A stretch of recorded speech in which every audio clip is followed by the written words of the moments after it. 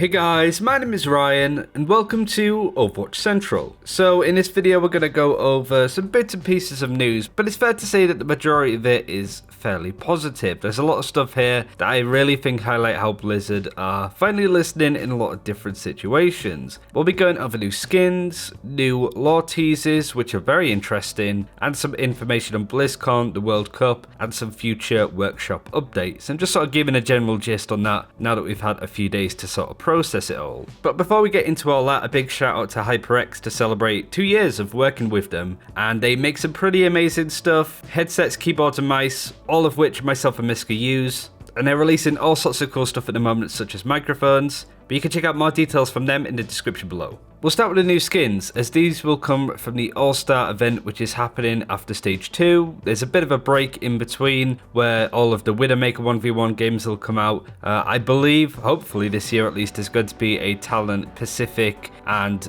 Atlantic Showdown kind of thing going on there. Just a general kind of like more relaxed, friendly games in between the season, and of course this brings 2 new skins for Mercy and Lucio as you've seen on screen. The thing I really wanted to talk about in this video, with Blizzard listening and learning and just performing a lot better now than they ever have, I think, is that the game's balance is in a decent spot already. Yep, guts is still a thing, but generally for us in competitive it doesn't seem to have too much of an impact, and over time I'm sure Blizzard will be able to solve this issue, but it's more 2 things that they've done in particular. The first is this lore tease. I will play it so you can get a good grasp on what was said. I won't play the whole thing, but just have a listen.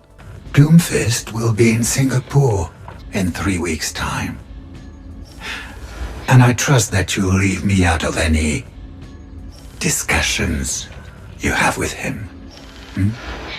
The interesting thing about this teaser is that I guess people expected there to be a big cliffhanger for the Storm Rising event. That to be it, basically, with DOomfist talking to Omnic Predator. But it seems that story progression is still happening after the event is done, which I find is really cool, and it's Blizzard learning the fact that they can add story elements without it being based around an event on a once-a-year kind of occasion. They have Maximilian setting up the next story element, which I believe will be the big showdown between DOomfist and Winston that we saw in DOomfist's origin. It's hard to say specifically whether that's going to be it, but it does seem likely based on the place that DOomfist and Winston are fighting in this gameplay. With any luck we get some comics to fill the gap. We know that more are coming, maybe animated shorts in the future can progress the story. I think this is Blizzard really learning that they don't just have to do an event based around lore in the game and then as soon as that's done they leave it for another year. There's actual progression of story as we're moving on, and with Echo being sort of announced in the storyline and stuff like that, it definitely feels to me that Blizzard are starting to just do stuff with the story instead of just having bite-sized pieces thrown in now and again.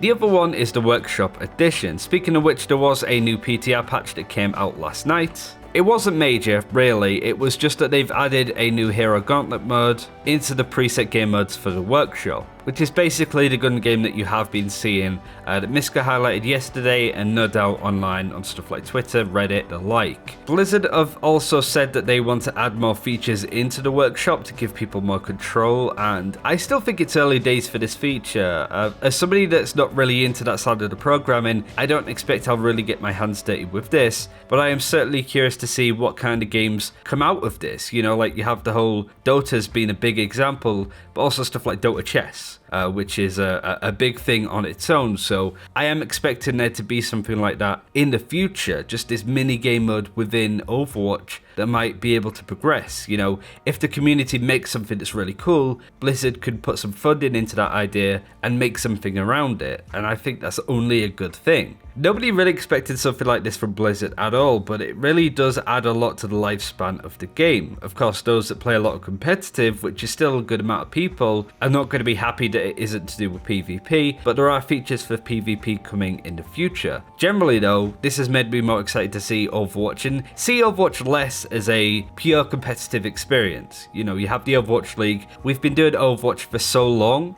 covering it on this channel. A good portion of it has just been how to be better competitively at the game. Now, I hope that there's an element of casuality, is that a word I guess, to the game, to just try out cool game modes and to learn more about that.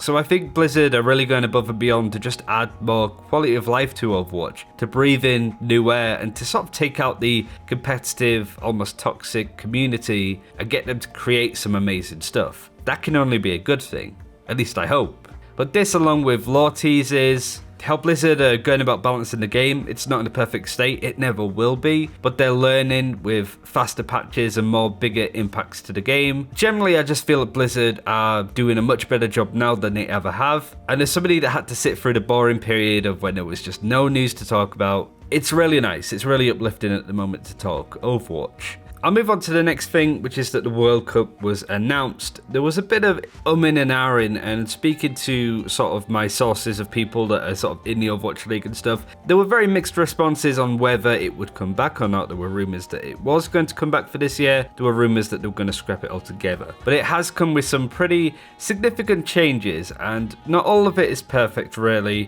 which is typical to sort of Blizzard's esports scene that isn't the Overwatch League. For a start this year, only players over the age of 18 can play. Beforehand, you could have players below that playing. Flower was a really good example of somebody that couldn't play in the Overwatch League for the upcoming season because he was underage. A player, Eclipse, who played in the last World Cup, did point this out and said that he won't be able to go, and he's sort of frustrated almost that he won't be able to take part. But not only that, it's a bit of a weird sort of round-robin group stage thing going on. It's all done basically within a week, and there is a progression system that has changed to it. For example, you have preliminaries. These are the top 5 teams that do get a bye, and this is decided from previous performances. So South Korea, probably USA, Team UK should be up there. Realistically, Canada, France, I'd guess it would be. But then you also have open brackets for other teams. But the problem lies in the fact that the top 10 teams get paid to go to Blizzcon where this is all happening. It's not a case of there's group stages throughout the year. It's all pretty much within a week of one another.